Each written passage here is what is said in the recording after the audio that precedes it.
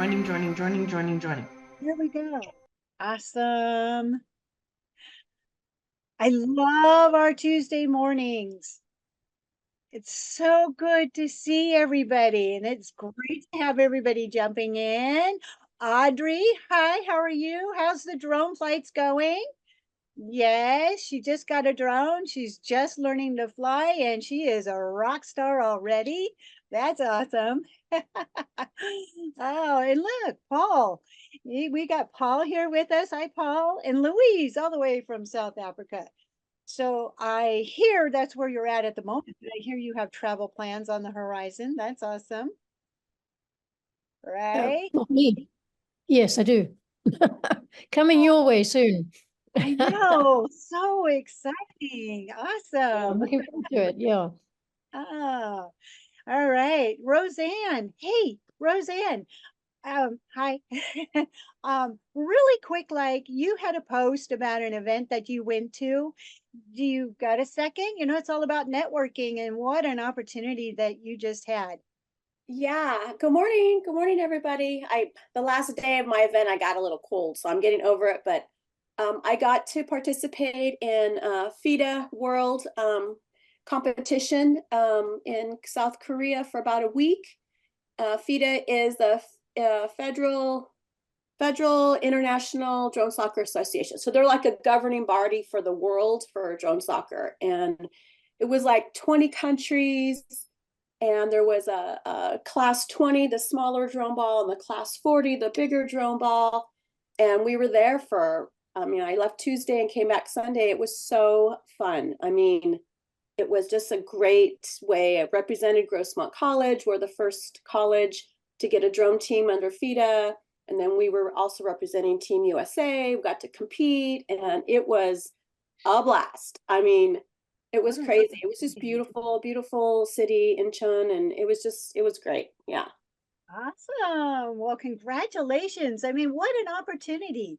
That is fantastic. Yeah, I'm just so excited. I mean, FIDA USA is just making all these relationships with other countries, and Mexico and Costa Rica. We're going to do like a whole Western hemisphere and be able to compete. They're going to have a big competition in Seoul. Next year will be the International World Cup, first World Cup, big one. So I need to practice. I need to get better. Hi.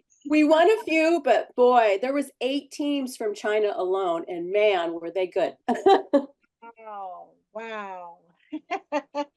All right. Well, we'll get an update next year and see how you did. You're going to rock it, right? Awesome. All right. So I do have a couple of announcements that I want to make before we segue over to our spotlight speaker, which I'm thrilled to have here today. First of all, I want to do a big shout out and a thank you to our sponsor. We have Earhart Alden and Associates. Amy Wiegand is our sponsor, so thank you, Amy. Alden Earhart Alden offers more than marketing experience. They concentrate on product, on sales, marketing, and consumer operations to get rate of return, right? For small businesses and startups. Definitely want to check that out. I'm going to put a link into her website on here. Also, how you can connect with Amy. And little tip, when you can reach out to her, ask her about the name, right? Earhart Alden. Ask her about that when you reach out to her, all right? And then we also have another announcement that I want to put out. I put it into our Women in Drones Facebook page, but there is a drone industry insight survey going on. We want to know, we want to hear from you.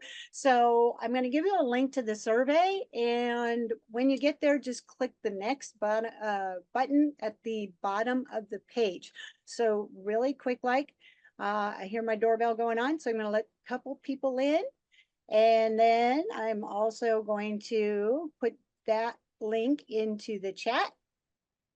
And I also apparently would need to make Sheila, thank you, Sheila, for hosting for me last week. And I will make you co-host today so that you will be able to answer that lovely doorbell that we hear, right? So with that, we have an amazing guest speaker here. I know that's why everybody has come to join us today on the Coffee Connection. Randall, Warnas is here with us. Randall, I'm super excited to have you here. I know I reached out to you quite a while ago and I've been thrilled ever since. So, if you don't know Randall, he has held key leadership positions in several drone companies, and that would include DJI, FLIR, Auto Robotics, now Anzu Robotics, right? And, I really want to do a shout out for you, Randall, because you have always been very supportive for women in drones. And the minute I said, hey, can you be on the Coffee Connection?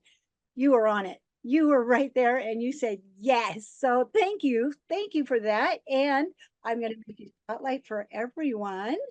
All right. There you I are. don't need to be that big on the screen, but I'll take it. Thank you. Ah, well, okay. So, Randall, let's just kick this off. I know everybody is here to hear about Anzu Robotics. So, can you tell us just how that all came about, how you got involved? Yeah.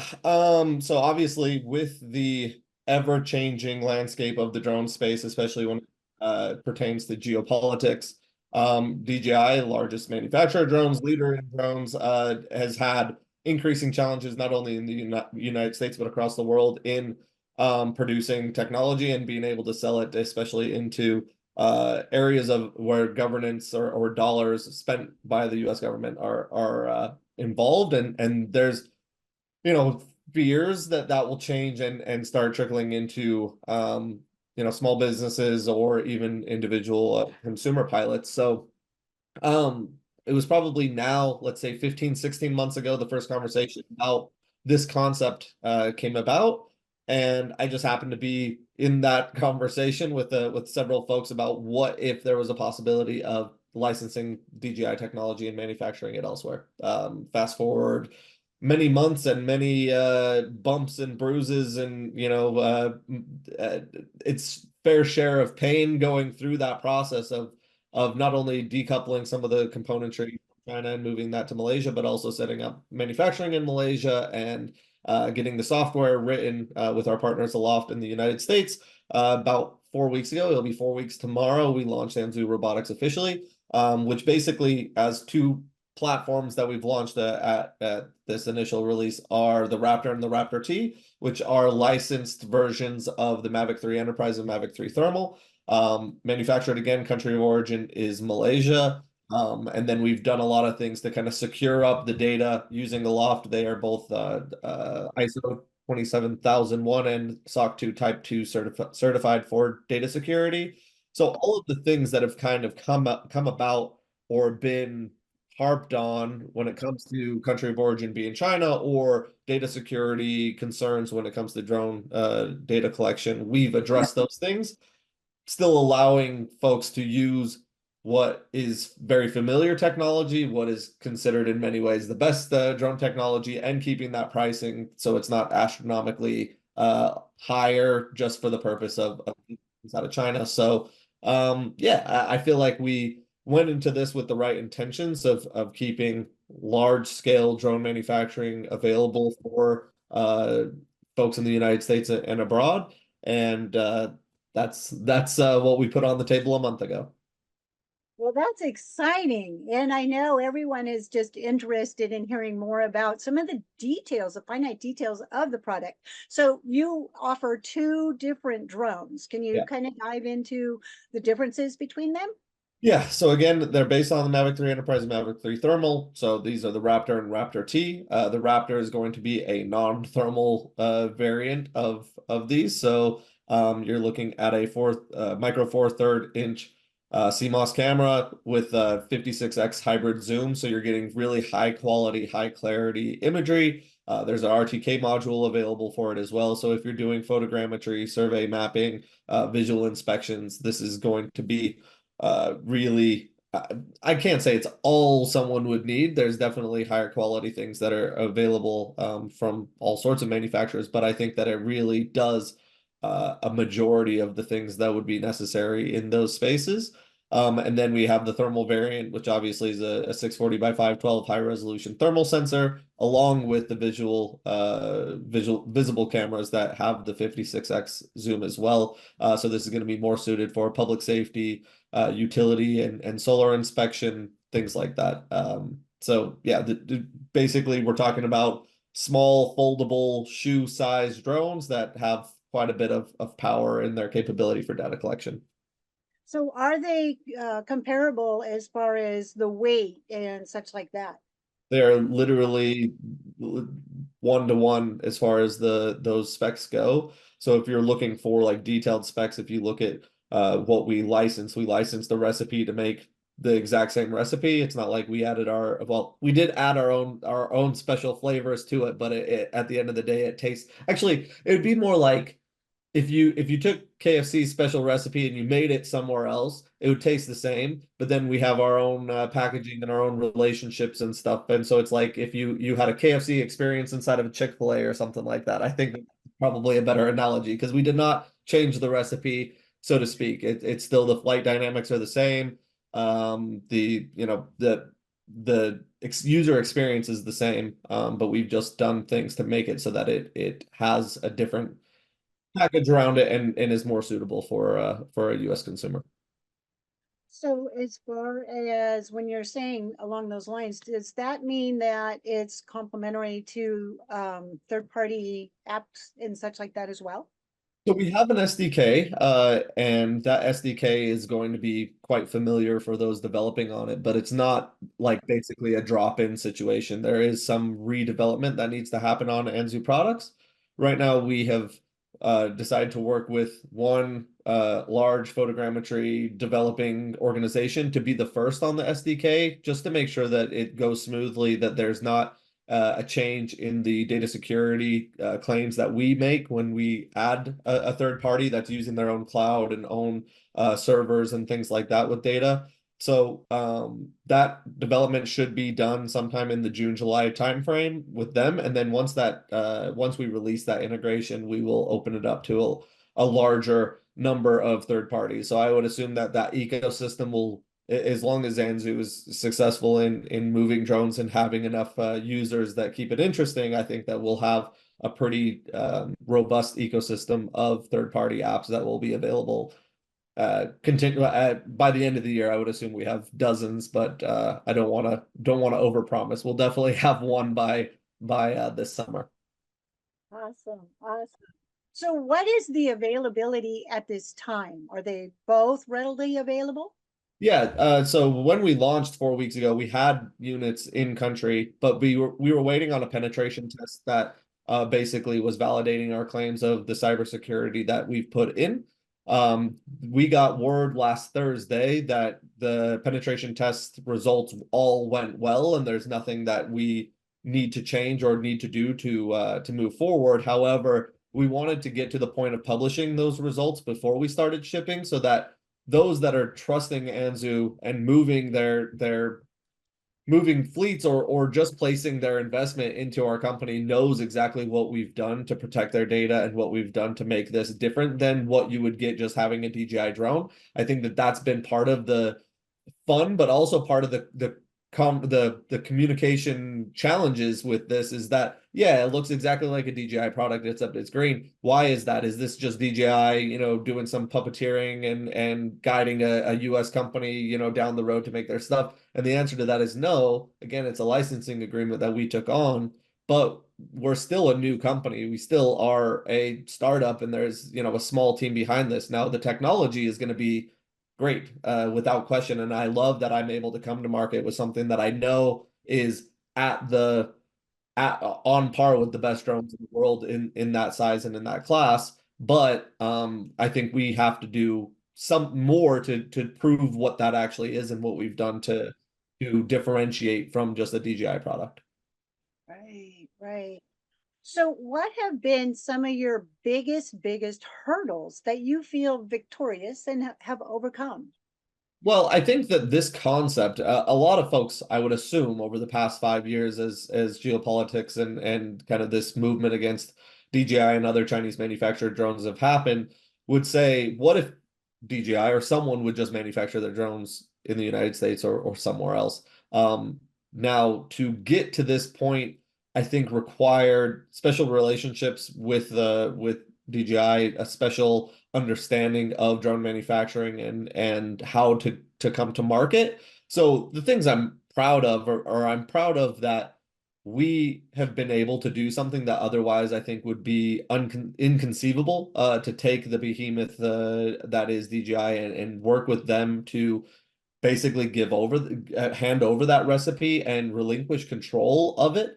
Being a former DJI employee and a former DJI partner while I was at FLIR and have worked with, those guys a long time, I think that there is this inherent level of high performing, I can't even think of the word, like it's almost like there is a striving for perfection from DJI, both as a technological innovator, but also as an organization in which there's not a lot of missteps. And by way of missteps, they also don't say a lot. They don't communicate a lot. They don't say things publicly. They don't represent themselves publicly very often. It's all done in a very PR sort of way.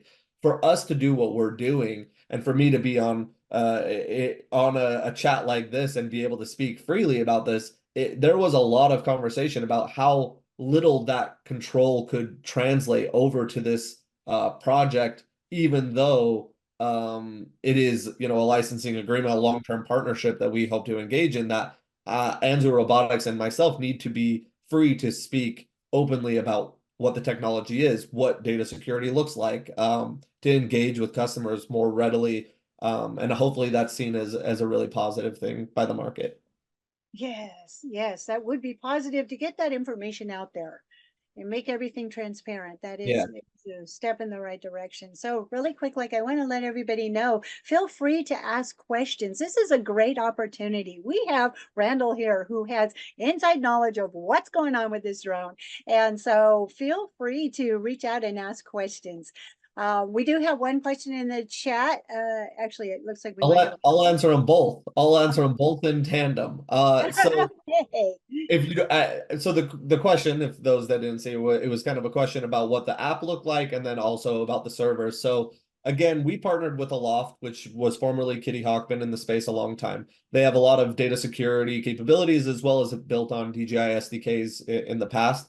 So when you go into the Anzu Robotics app, which is going to be native on the controller, the first you choose whether you register or not. The registration through us is only going to basically timestamp the serial number and when you activated it, so that your warranty and the Anzu Care stuff goes along with it. We're not collecting personal data when you do that registration. But once you get through that, basically the stuff that is not going to be familiar is going to be like bookends on the app. At the start, you're going to see Aloft stuff, which is going to be there's going to be airspace maps, there's going to be LANC authorization, there's going to be weather, there's going to be things that are going to promote compliance, as well as a customizable pre-flight checklist. So if you or your organization want to say, look, these are the things I do every time before I fly, I want to make sure that I check those off, and that I show that I did everything that was required to have a safe flight experience, for the purpose of logging, you can do that. Once you go to the flying aspect of this, it's going to look extremely familiar. There are a few things that are different in some menus, but overall, you're going to say, this is a familiar experience that I've had with a DJI product in the past. Then when you finish your flight, there's going to be a post-flight checklist and other things that are going to be available through that Aloft component. But again, while you're in flight, it's going to be almost one-to-one as far as the user experience goes. Now, when you do capture data is stored on your SD card. That's your data. You do what you want with it. If you do anything when it comes to cloud storage or flight logs, that is all housed on AWS East servers that are owned by Aloft. So yes, they are US servers. They are controlled by Aloft, and they have been, a lot of data security packaging is went around this to make sure that nothing goes where it's not intended to go. Is that part of a package that is with the purchase of the drone, or is that additional services that are offered? So everything is included with the drone that to do normal functionality. Now, Aloft as an organization does have some premium enterprise features like live streaming video is something separate. Fleet management and pilot management is something separate. So if you have an organization of multiple drones, it might be, in your interest to have all the logs in the same place. The updates on your fleet and how often it's used and what things need to be maintained and what pilots are up for their refresher on their part 107, etc. Like there's functionalities beyond the basic stuff, but obviously there's nothing that's forced or required for you to have a good flight, drone flight and data capture experience. There's nothing additional as far as the subscription goes. So you had mentioned as far as like just looking at the telemetry and such like that, it's all that user interface is going to be very familiar to us. Yeah. If we were going to be doing autonomous flights and such like, do both of these series offer the same type of autonomous flights as well? Yeah, so that is one area that I feel like we were quite late to start developing. There was a lot on the data security side and just building this up, and we knew kind of a time frame we wanted to go to market. So we're now probably 4 weeks left away from having an app update that will open up more of those photogrammetric flight mission planning, waypoint planning capabilities, as well as the third party development that we're doing will open that up as well. So I would say that the experience that someone has today or at this point on when they're trying to do photogrammetry or they're trying to do pre-planned data capture will be very different in a month from now. And again, that was just because of priorities and what we wanted to get out of the way first. But we do have that in development, and we're expecting mid-June. It's not a firmware update; it's just an app update, and then those things will appear. I love those firmware updates. Good to hear that it's not. No firmware updates. I almost anticipate that your users, a customer's entire experience with these two first products, there may never be a firmware update. We certainly won't push it, but this is 2-year-old technology. It's matured technology, and we can assume that there's not going to be any safety related firmware updates necessary. And so everything, let's imagine DJI develops something really neat, and we then have to say, is it neat enough for us to take that firmware, redevelop on it, wrap it up with all the data security stuff, repenetrate, do the penetration testing again, and then push that out. It's a huge amount of time, a huge amount of cost, and for what? A few neat things. If someone's purchasing this technology now, everything that we can update and that we can add to it can be done through an app update, which doesn't require you to basically step outside of your workflow. But we don't anticipate we would push or force any app updates either during the life cycle of these two products. Oh, so you mean I won't be sitting on a job going, uh-oh, need to log in, need to get Not that only that, updated. but you also won't be sitting on a job with a notice that you have to reach out for FlySafe to get unlocked because of geofences, because we also removed geofencing from these drones as well, which I think is a positive departure from what the norm is. I've heard that DJI is getting rid of geofences. I don't know if that's true. I've heard that that's the case. But in the present moment, at least we know that we're putting the responsibility in the hands of the pilots to be compliant. We're trying to help along that process, but at the same time, it's not something that we're going to make you or public safety officials that need to get up in the air stranded because their drone won't take off. That was important for us to do. Wow, that is very important. And I was about to say, what? You mean we're the pilot? Right? Yeah, exactly. So we do have some more comments and questions into the chat. Bill had asked one about the communication link and the use of offloading the data. You did touch on that a bit already. I just want to make sure that we've got it kind of summarized for him? And if Oh, he, I'm reading the question, Bill. I understand some of it, but I don't know if it's even possible for you to unmute or if you want to just like. Sure. Okay. Yeah, I was thinking, it sounded like any data that you capture is kept on an SDK card and you sneakernet it over to wherever you need it, right? But there is a communications link, obviously, for control, correct? Correct. And that you said is also hardened. You do penetration testing to make sure that third parties can't take control, or there isn't a leakage of data that is on board that would come out, right? Correct. So the penetration test was done both in flight and at rest. So if the drone Okay, that's exactly what I was getting at. nothing can get pulled off from it. And so basically and this is why it was really important for us to wait until that report's published, is so that you can see all the ways that we checked into this, not just one or two or a few, is that we basically looked at any endpoint where data is released out from the drone and made sure that it's pointing to a place in which is intended and can't be modified or redirected. So yeah, both in flight and at rest. Perfect, thanks. No problem. right, great question, Bill. Thank you. So we do have several others in the chat popping in here. Yeah. If the drone needs repair, where does the drone have to be shipped? So as of right now, we have two repair centers set up. One is in California, one is in Florida. So you are going coastal, but you're not going across the country, and you're definitely not going back to Malaysia. So it should be, I mean, it hasn't been tested yet as far as what turnaround times go, and we don't know exactly. I feel very confident that the failure rate of our drones is going to be quite low because it's not like it's a new thing. They've been flown for a long time, and it's basically the same.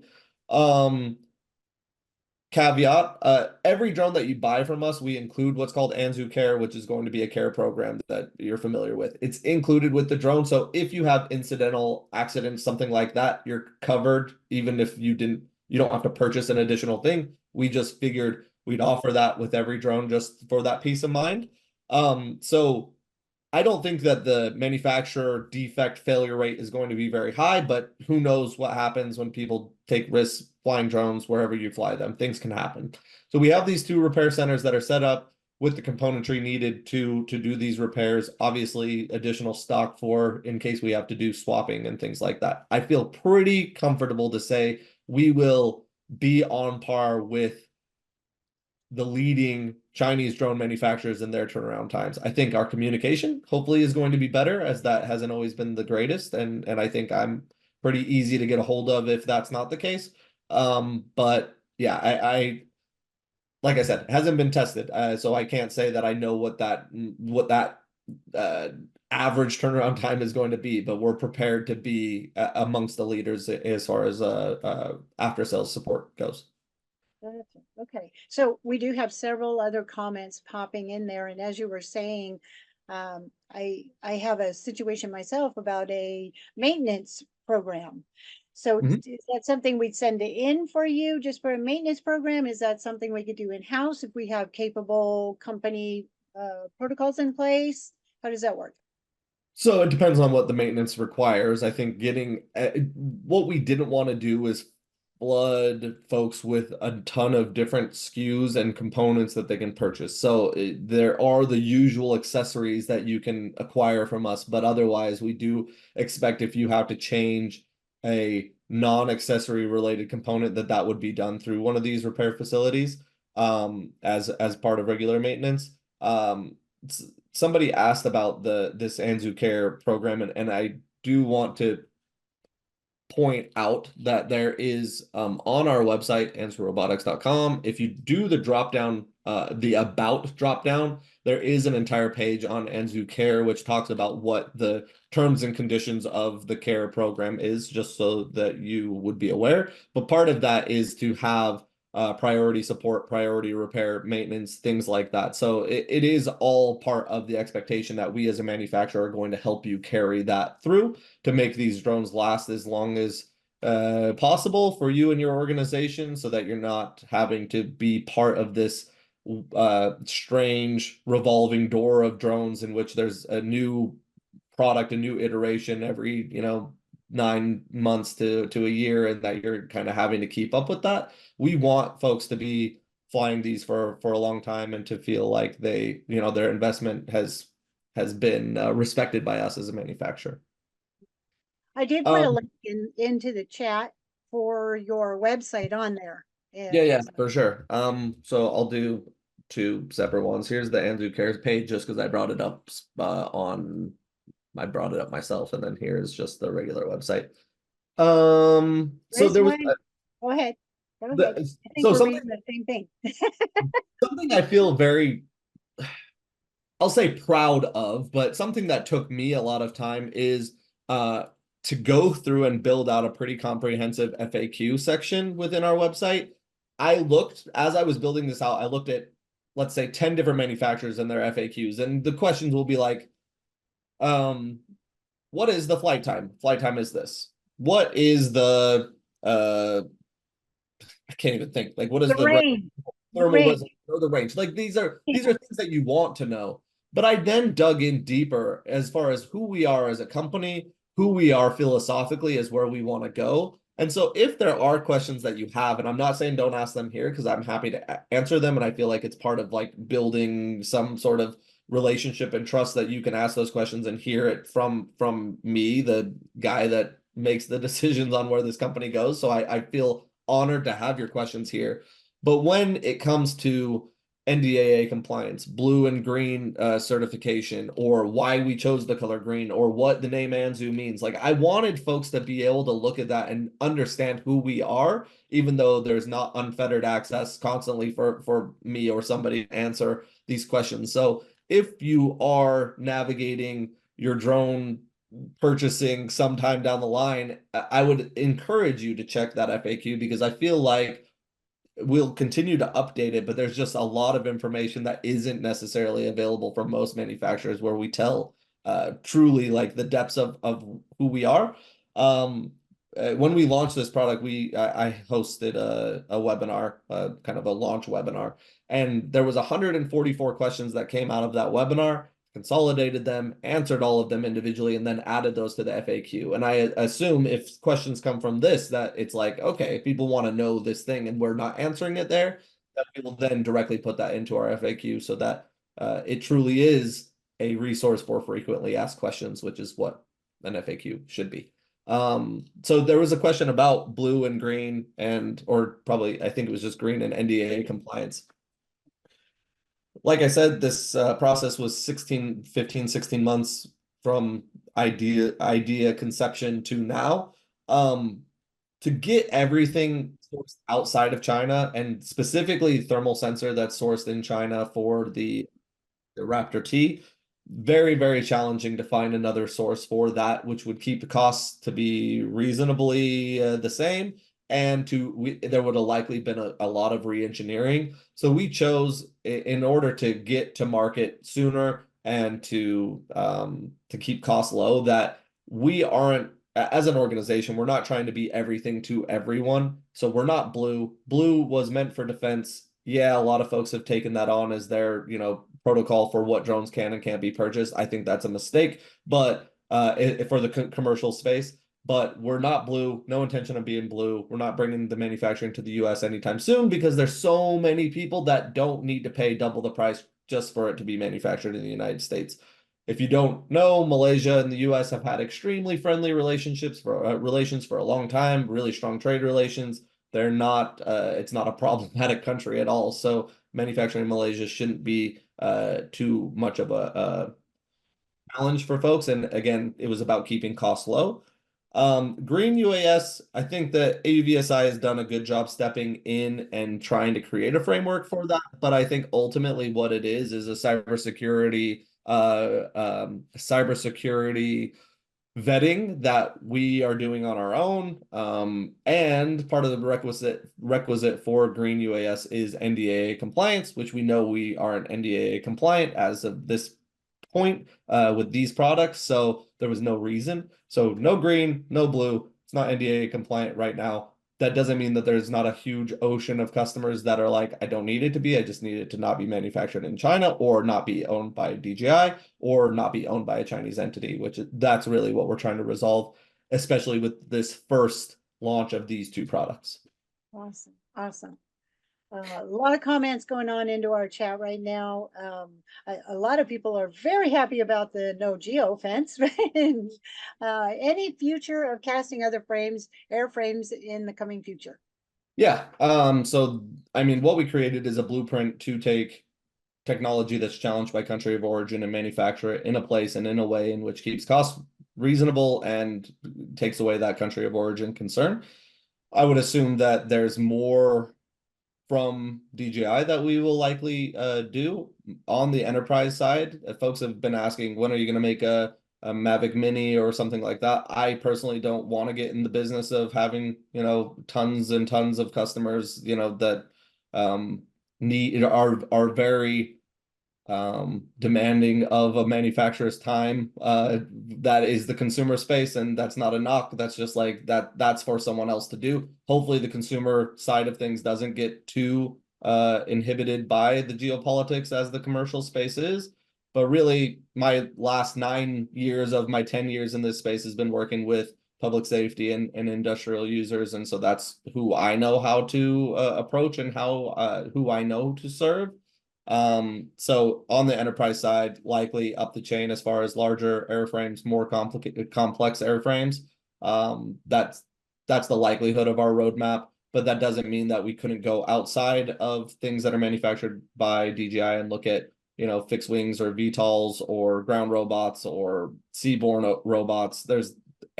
When there's a need to manufacture something and take out country of origin concerns, that's what I think we have figured out in a way that I don't think anyone else in the drone space has yet. I don't think they have, and this is a great solution. So we're excited. Yeah. Circling back over to our chat again. Yeah. It looks like we have a question about, are the drones capable of tree count and carbon sequestration? So I Or think properties, that sorry. I would just say, if there's an app, like a third-party drone app that does this, and if it already does it on a DJI drone, then yes, we would be able to do that. If it's Mavic 3 Enterprise or Mavic 3 Thermal and someone's figured out how to do it, yes. Do our drones out the box today do tree counting or carbon? You said carbon something, I don't remember what it was, but do they do that? No, it doesn't. It doesn't have any sort of AI or anything today, but in the That would future. circle back to the SDK third-party apps being able to be implemented. So, and that's coming down the pipeline. Yeah. Okay. Exactly. Got it. And I put your contact information in there again. Yeah. Bill, looks like he has a question about, once repaired, is there a recheck of data security? Are the repair centers monitored for non-UA or US influences? That's another great question. A lot of great questions here today. Keep them going. So I would say it's a good question and something I haven't really considered to be challenged as far as non-US influences on a company, on an organization. So 10 years ago, I started in the drone space as one of the first resellers of DJI technology in the US. I was then at DJI setting up DJI Enterprise and created the Enterprise Dealer Network. At FLIR, I used the Enterprise Dealer Network globally. At Autel, I used the Enterprise Dealer Network globally. So the dealer network or the reseller network of drones is very important to me. Not only do I think that is one of the most important ways to serve the drone community, to have local support, local representation, to be able to see demos and things like that. That's why we, Anzu, do not sell anything directly to the customer, that we do everything through the reseller network, because I feel like that layer is very important when you have a quick need for some troubleshooting on something. If that all comes to Anzu today or comes to me directly, those are very difficult relationships to constantly maintain. So with these repair centers out the gate, we are using existing dealer repair centers that are already repairing DJI technology. That made sense to us to have experienced folks that already know what they're doing. It's going to be one-to-one the same. Do we go and vet whether every one of those employees is a US citizen or not related to anything in China. No, like I haven't even thought to do that. I think that there are labor laws that make it such that I could just trust that if it's a US based company that has US employees that I don't need to do that. I don't know if that would be an overstep as a manufacturer, but for the purpose of data security, I mean, these repair centers would be able to access flight logs and be able to determine, cause of incidents. It's part of why we have Anzu Care included with everything, is that the flight log is not, if it's user error or if it's manufacturer defect, it's not really that important to us. We're going to replace or repair it anyway. So it's just looking at a flight log to determine, more. I had this weird behavior happen, what happened, and we could look at the inputs and try to discover what the reasoning is. So I have not felt like it. I haven't felt like these partners have like nefarious reasons to go through it and do something. But it's a good question. I mean, it's part of another layer of the seriousness we take to data security. So maybe it's something that I could ask for some sort of disclosure, probably not publish specifics, but say, look, we've asked that question. They've, confirmed to us that there is no outside influence, and at least we can say that. Yeah, and the reason I brought it up, Randall, was it's obvious you took that into account in the manufacturing space to give your customer base that assurance that it's, because it's been driven by geopolitics. Yeah. You want to do that all the way through your whole chain of custody, I would call it, right? And No, that's all I'm bringing up. If someone's touching your drone, then you got to make sure that that person touching it is also on board with keeping your stuff secure. So I feel like these organizations we're working with for the repair centers are, but Yeah. to be able to say this is how we've checked that is sound. So Bill, if you see something on our FAQ or elsewhere that talks about that, then you can know that you've you've made that difference. A little bit of a thorn in my side, but no big deal, Bill. Just keep yourself going Sorry. forward. I don't need more work. Right. Very valid point, though. We're going to be watching for it now. That's fine. I do what I say I'm going to do. That's a big deal for me. So, Bill, you can assume that I will have that conversation and see what kind of thing we could work out. That isn't an overstep. Awesome. All right. So we have a lot going on in the chat. Linda had mentioned about a picture of it. Thank you, Jennifer. She had posted another link to the website because they are right there on the website. You can see them in their gorgeous green, right?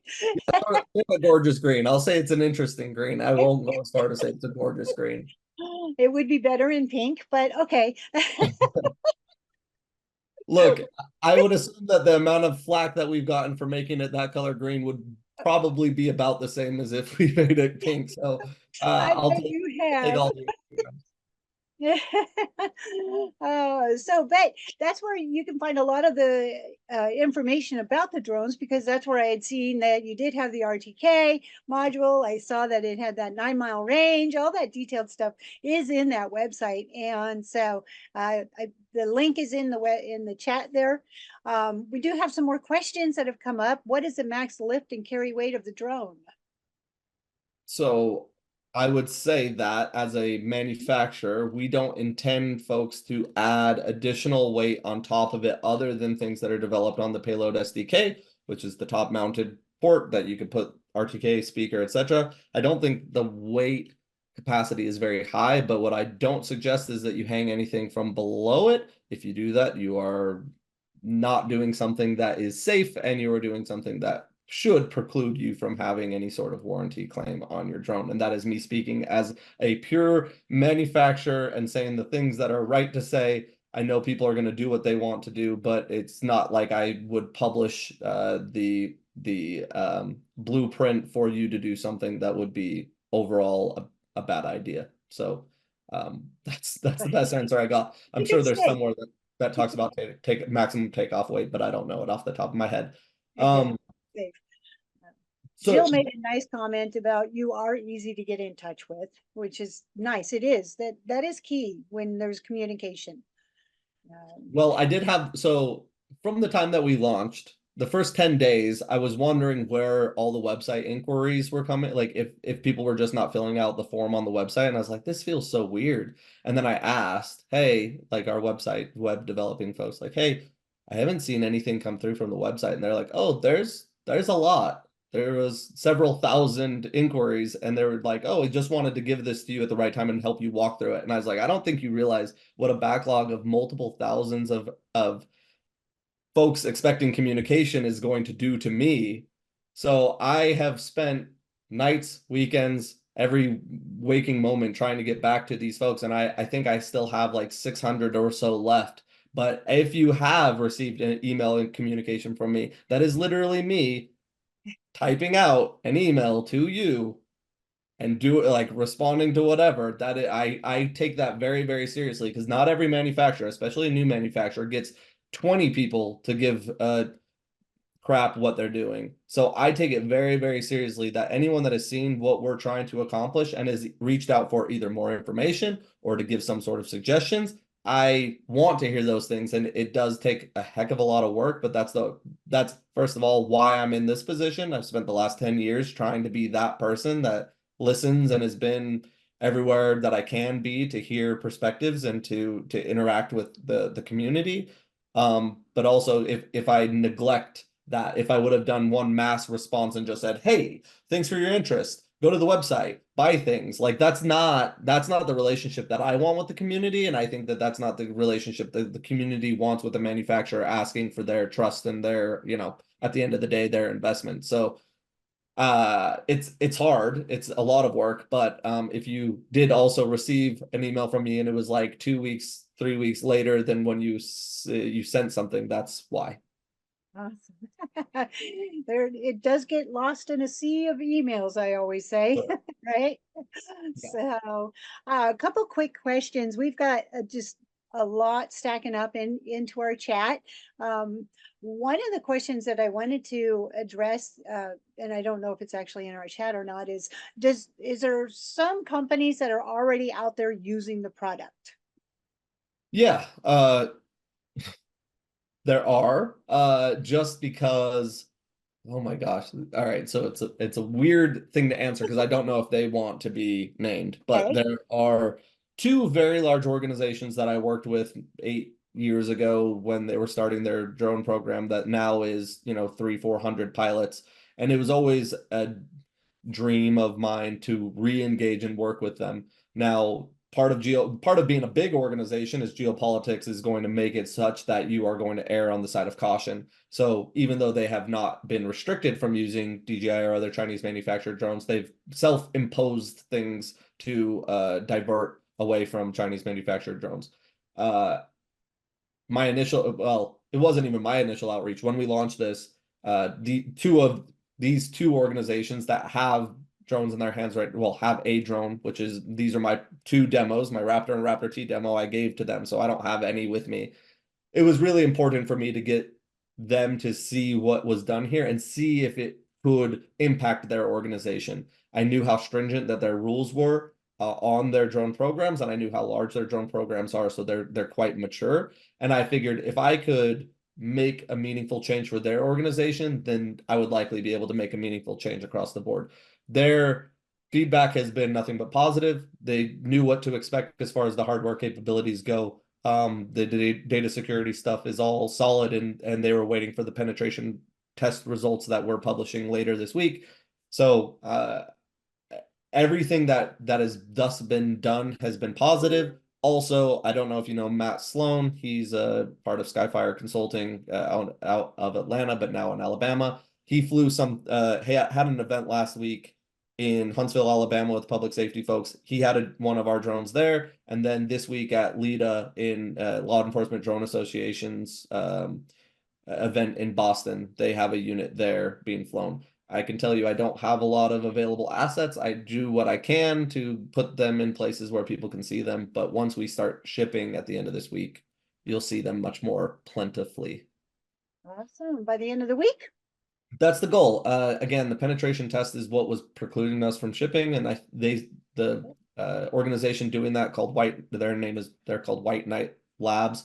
They said that by Thursday we should have that report to publish. So Once we get that published, we'll ship. That will be exciting. So we have to address the financial side of things. So a couple questions have come up about what is the price range we can expect, and then Yeah. are there educational discounts? Sure. And I saw some other things about pricing and other units, so I'll try to answer as much of that as I possibly can. So there have been, in my thousands of emails I've sent, there's some people that have been like, oh, that's really expensive. And my thoughts are like, no, this drone for what it is not expensive. So I will say it's more expensive than a Mavic 3 Enterprise and a Mavic 3 Thermal. That's because we changed manufacturing to Malaysia. We don't have the economies of scale that DJI has, where we're manufacturing hundreds of thousands of these. There's reasons, but they're still, I would say, reasonably priced. So the Raptor is $5,099, and the Raptor T Thermal is $7,699. Now, when we first launched the Zenmuse XT with DJI, well, I was at DJI at the time, but then at FLIR, that payload alone was $12,000, and that was just a thermal payload that went on to an Inspire 1. We've done a lot to pare down pricing on thermal drones and even just drone technology in general. More expensive than a DJI drone, but when we're comparing this to the blue UAS listed, green UAS listed, or domestic manufacturing, we're talking about sometimes a quarter of the price than those. So it's not cheap, but it's also, I think, reasonable for what you're getting, and that you're not forced to be going all the way up the value ladder to something that was meant for defense or has manufacturing cost of labor in the United States and things like that. There was a question again about whether we'll go the consumer route. There's no intentions of doing that. There is an organization called Cogito, which is Cogito. I don't know them. I can't vouch for them. I honestly, they made my life more difficult, if anything.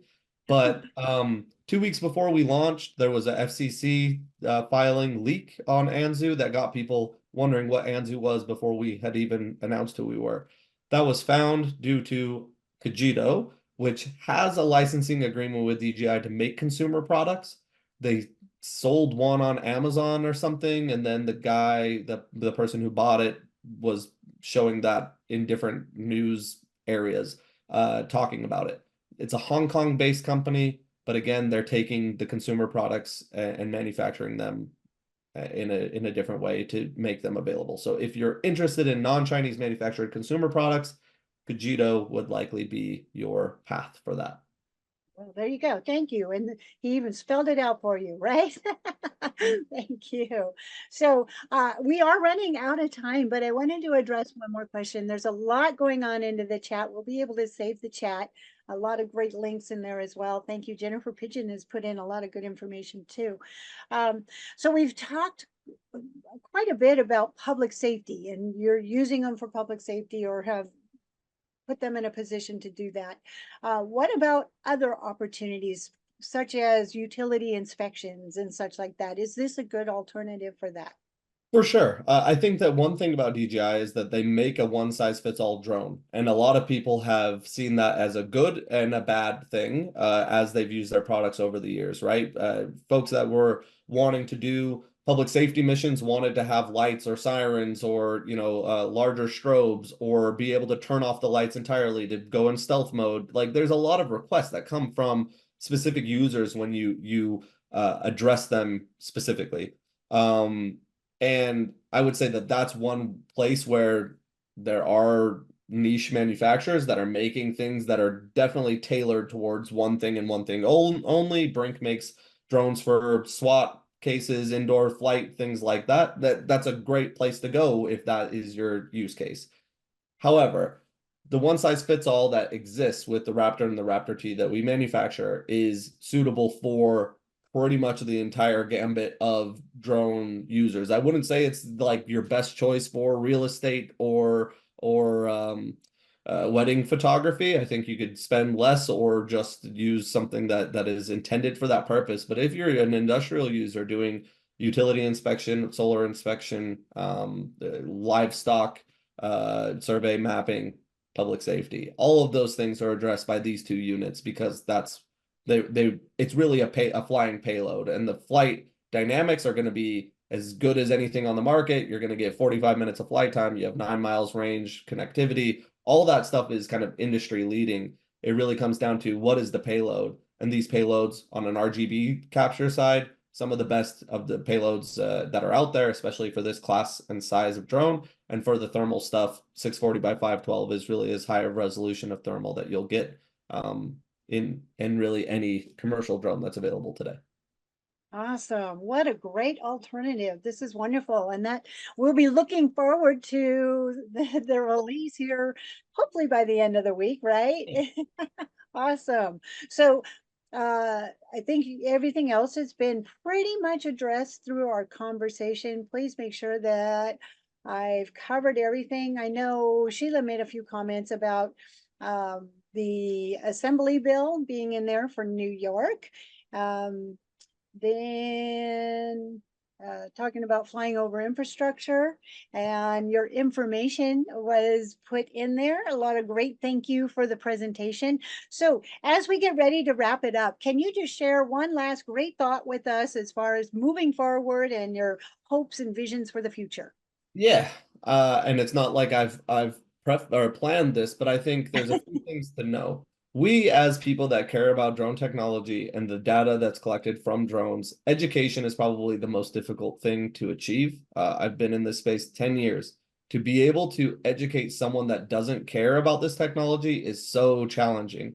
It's really easy to find a person within an organization that isn't a RC pilot or gravitates towards new technology, but the challenge is really the finance people, the legal people, sometimes the C-suite people, sometimes it's going to be just people that don't care about technology. Education is so important. So I want to say thank you to Women in Drones, obviously, for lifting up the number of women that are in this space and try to make it so that it's more of not only a level playing field, but also that we see more young people, young girls, and children in general that are interested in this technology, because I feel like sciences are very important. I know that I saw Lori Grabham also in here, who has been a friend of mine for a really long time, and I know her story, the story of her daughter kind of growing up with drones and being involved in that is really just a mark of what you have all done, what Sharon and her drive and mission has been a part of, and obviously what you're doing, Desi, with your coffee chats. So education is important. Getting people to hear these messages that aren't necessarily in the drone space is important. So evangelize yourselves. Tell people that their misconception about drones are misconceptions and that they should get educated. And that all leaks back into why we had these political motions in the first place. There was a lot of ill-advised folks that made decisions on behalf of entire communities on how their drone use would go. I am an American. I am a first-generation American. Both of my parents are immigrants, but I have patriotism in my blood. I still do not think that our communities are safer. In the state of Florida, things are not safer because they reduced their ability to use DJI and Chinese manufactured drones. This Anzu Robotics thing is a passion project for me. It is something that I feel like I can make a mark on the drone space by resolving the concerns while still trying to educate that the concerns in the first place were probably misplaced. And there's probably a lot of like boogeyman stuff that has happened about DJI that is unwarranted, untrue, and unfounded. But, as you're saying, last remarks, it's really about education. It's about what this is and what this isn't. Me as an organization, me as a company, what I am and what I'm not. Us as a drone industry, people that care about flying robots and data collection. We're not looking through windows. We're not peeping Toms and Terrys. I don't know what the female version of a peeping Tom would be. It's all about what the misconceptions are what can drive us into the ground. And we've seen that firsthand in our country. And I'm hoping that, we can rectify that situation. That's great last words. And thank you for all that you're doing. And it is so true that education and outreach and just sharing the knowledge of how good drones can do and the value that they offer. And so, yes, great parting words with us, Randall. Thank you so much. All right. Well, that's going to wrap it up. We brought it right up to the top of the hour. Thank you so much. Thank you for sharing with us. course. And I thank everybody for joining us on our Tuesday, well, morning here in Southern California. All right. We'll see you next week. Have a good Guys, day. Have for having fun. me. Get out and fly. Start looking to the sky for that green drone. Yeah. All right. I you. love it. All right. Thank you. That kind of wraps it up.